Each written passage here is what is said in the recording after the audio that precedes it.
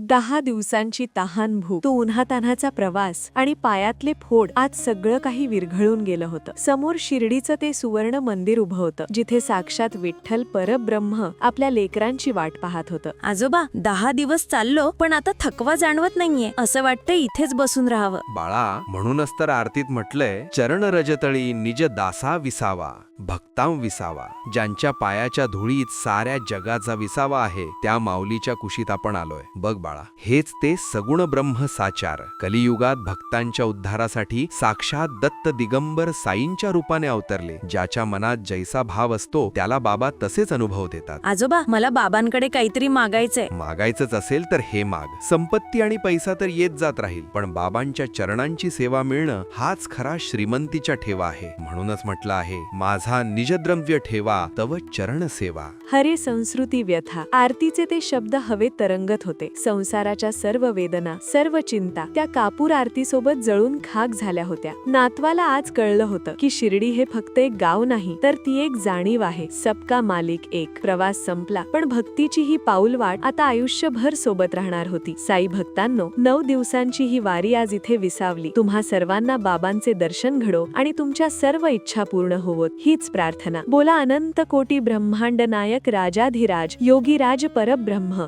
श्री सच्चिदानंद सद्गुरु साईनाथ महाराज की जय.